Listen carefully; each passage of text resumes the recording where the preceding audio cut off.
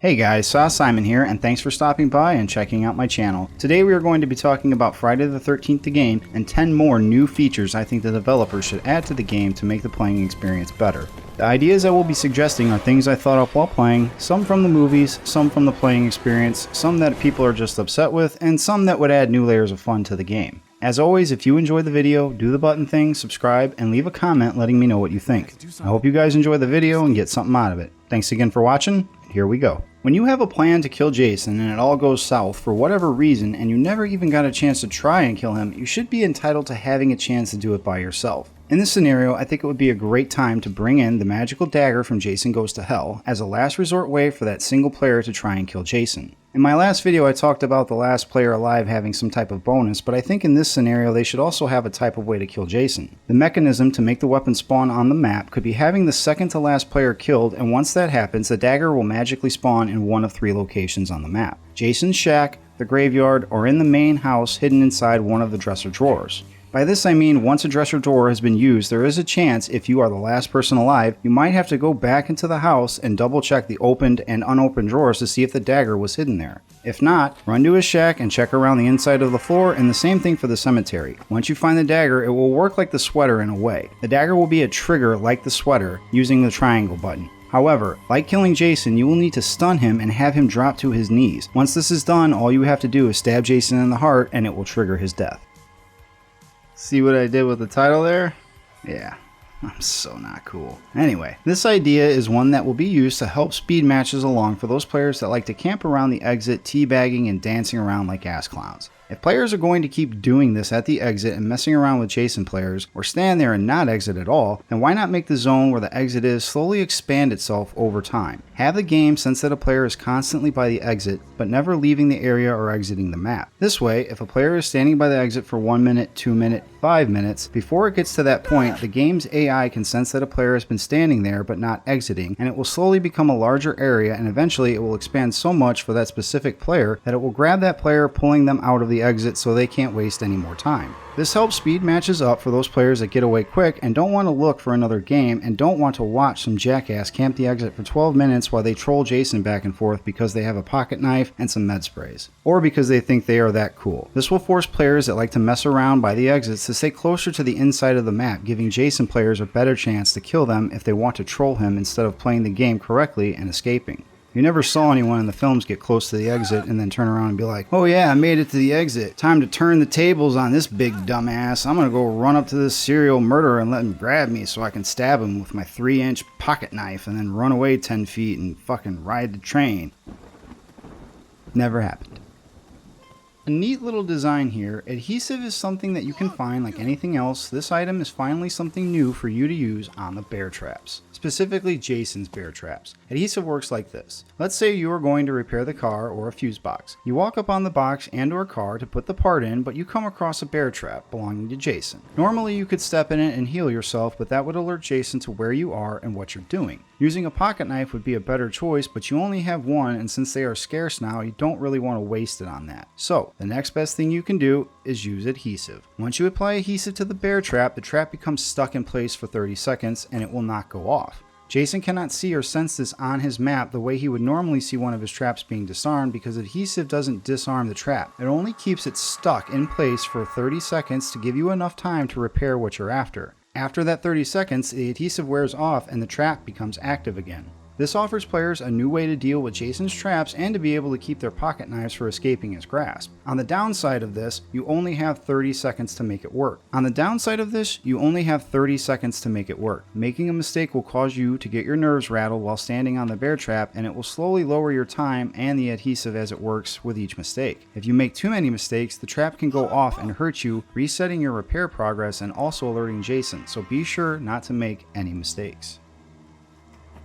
This idea covers a large topic really. Medication is a broad term I am using to describe different types of pills for the game. So, for example, let's say Xanax. Finding this medication will drastically reduce your fear for 45 seconds when taken. It will help keep your map up, not allow your screen to go dark, and you will have your stamina not drain as fast and regain it at a normal pace for its duration. For a second example of medications, let's try steroids. Taking these pills will drastically increase your strength for the next 45 seconds, increasing your stun chance on Jason with all items and damage. These pills are meant for combating Jason and helping to keep him busy so other players can repair items or escape. To keep going with this, another example, downers. These little guys will help keep you quiet, meaning no more yelling out giving away a position to Jason. Also, since these pills pretty much make you a quiet robot, they will also reduce your presence, meaning Jason won't be able to see you with his sense. Even if rage is activated, these pills will decrease the range at which rage works, forcing Jason players to have to be very close to the counselor to find them with sense. Again, these buffs only last 45 seconds, but it's long enough for you to make a great use of their abilities. Also, another plus side of these pills is that only one of each type will spawn on the map, meaning you can't stack 3 doses of downers to stay off of Jason's sense for over 2 minutes of the match. Just to keep it going, I will give one more example. Ritalin. These pills will focus your mind, increasing your running speed and your ability to fix things, meaning you will have less quick time events to complete when repairing items. These pills are best used for the counselors that are bad at repairing but are the last chance to get something fixed. Take these when you are trying to repair the fuse box quickly and make that phone call to get the cops here before Jason can smash the box up. This piece of information is something I should have covered a while ago, but I didn't, so I'm backtracking a bit.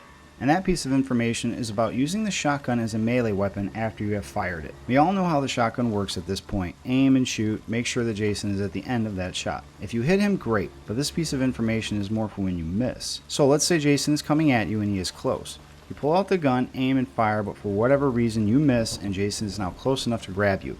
If you were to hold the left trigger down after taking the shot, your counselor could then grab the barrel of the gun and swing it like a baseball bat, hopefully hitting Jason and stunning him, knocking him down. If you miss with that swing, holding down on the left trigger again will let you swing the weapon a second time, but chances are if you miss with your first attack, it's game over for you and you should run away. You also want to keep in mind that you want to stay close to Jason if you're going to plan to try to use the gun in this way, because you could make a big ass whiff and just look so stupid. This is something I want to see put into the game because it's totally plausible and would again add a new element to the gameplay.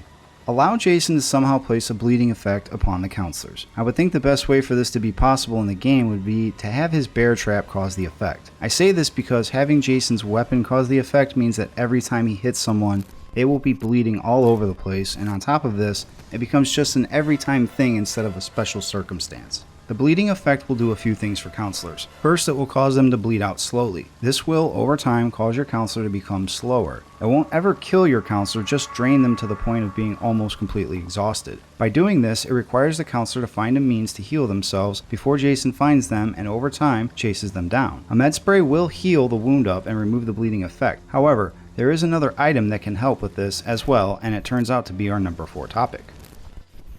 This item has a few uses for the game, which is why it's a cool idea. First off, players can use tape to heal wounds. More specifically, it can be used to heal the bleeding effect caused by Jason's bear traps. I added this idea because with a bleeding effect, some players might end up using med sprays more often to remove a bleeding effect than to just heal themselves and others during the match. This item offers players another option in that regard.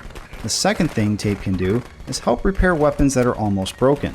So, for example, let's say you are running around with a baseball bat, my favorite weapon by the way. You hit Jason a few times with it to save a few people and get him to chase you, and now he's hot on your trail. You're not sure how many hits your bat has left though, so you run into a nearby cabin to save your weapon or look for a new one, and you come across some tape. Simply use the tape, an animation will start where you secure whatever weapon you are using with the tape to decrease its breaking point. This way, instead of only having one hit with your bat, after using the tape, now you might get 2 or maybe even 3 swings instead of the 1. Giving you an extra swing or 2 with whatever weapon you might find or have is an excellent way of staying out of Jason's grasp and keeping you alive longer.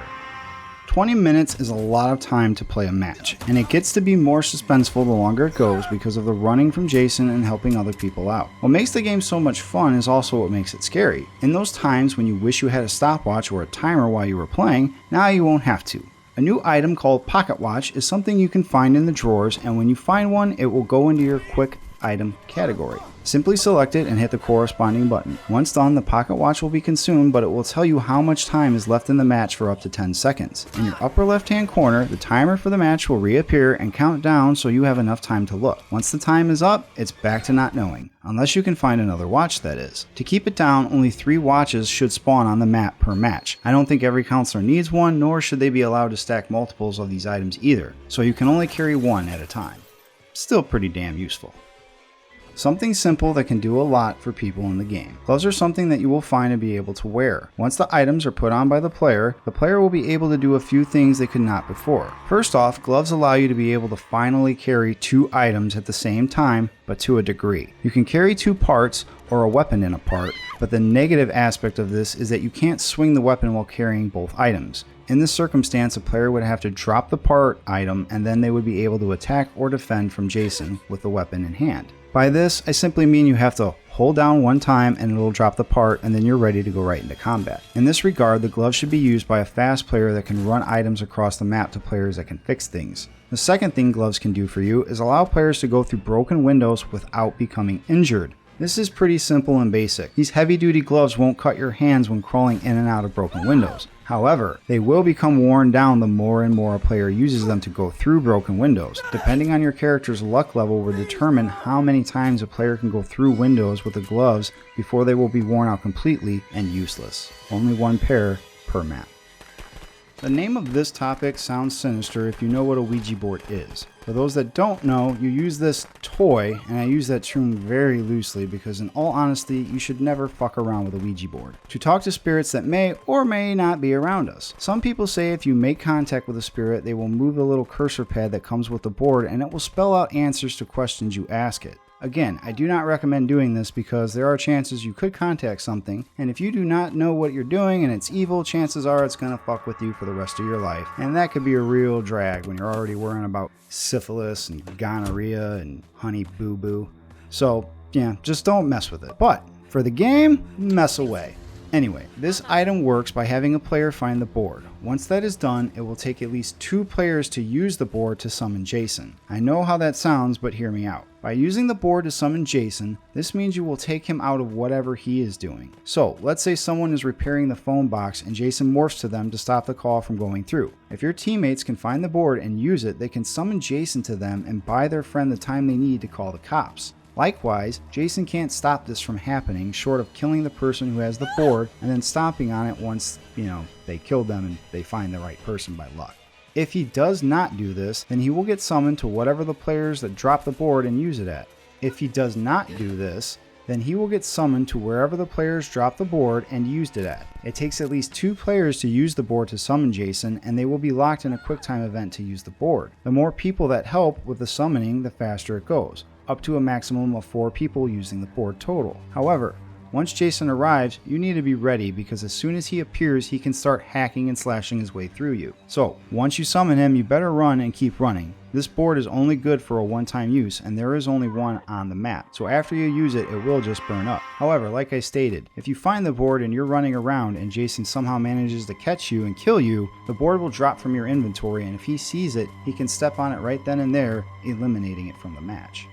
Well guys, that is all I have for you on this one. I hope you guys enjoyed the video and got something out of it, or enjoyed my ideas at least. If you did, leave a comment letting me know what you think. Keep an eye out for more of my content. It's Friday the 13th, so I'm probably going to be dropping another 1 or 2 videos somewhere in here. Alright guys, thanks again for watching. See you out there.